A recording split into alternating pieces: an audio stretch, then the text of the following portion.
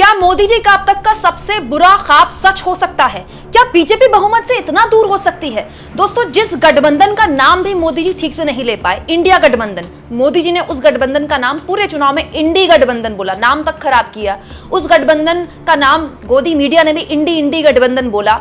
उस गठबंधन ने बीजेपी के छक्के छुड़ा दिए हैं। ऐसे छक्के छुड़ाए हैं दोस्तों कि शुरुआती रुझान में, कम से कम शुरुआती रुझान में बीजेपी बेहद पीछे जाती दिखाई दे रही है बहुमत से।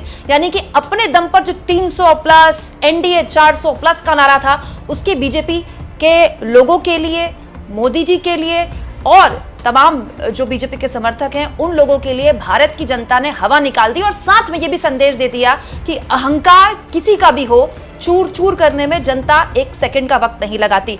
दोस्तों, शुरुआती रुझान मैं आपके सामने रख रही हूं। दोस्तों, ये चुनाव आयोग के सुबह 11:21 के रुझान है, जिसमें बीजेपी बहुमत से कोसों दूर 238 सीटों पर आगे चल रही है।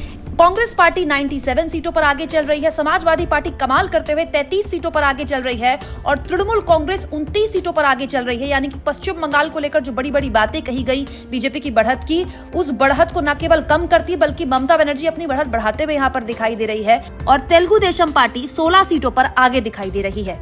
यानी कुल जमा बात, शुरुआती रुझान में चुनाव आयोग के बताते हैं कि बीजेपी अपने दम पर बहुमत हासिल नहीं कर रही।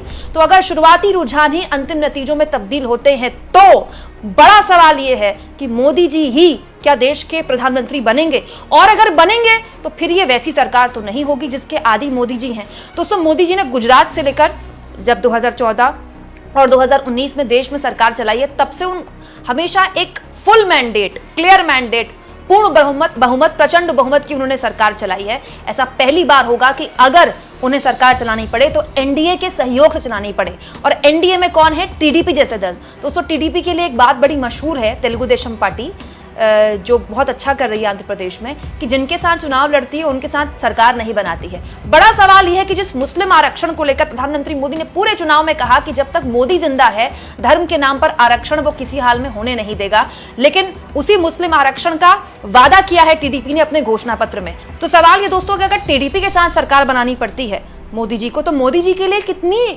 कितना बड़ा धक्का है कि जिस मुद्दे को लेकर पूरे चुनाव में वो मुस्लिम आरक्षण वो कहते रहे। न केवल मुस्लिम आरक्षण टीडीपी के घोषणा पत्र के वादे के साथ एनडीए के सहयोगी के तौर पर आंध्र प्रदेश में बीजेपी को देना पड़ेगा, बल्कि मोदी जी को एक ऐसी सरकार के मुखिया के तौर पर सरकार चलानी पड़ेगी जिसको अपने दम पर बहुमत नहीं है। बड़ा सवाल यह है कि क्या वाकई में मोदी जी ही प्रधानमंत्री बन पाएंगे? संघ की क्या भूमिका होगी? बीजेपी के अंदर क्या मोदी पर सवाल उठने शुरू हो जाएंगे? अब बहुत कुछ होने वाला है दोस्तों। अगले कुछ घंटे आप नजर बनाए रखिए, क्योंकि बीजेपी के अंदर बहुत जबरदस्त तरीके से पॉलिटिक्स होगी। अब वो आवाजें भी उठनी शुरू हो जाएंगी जो अब तक मोदी जी के आगे मौन थी।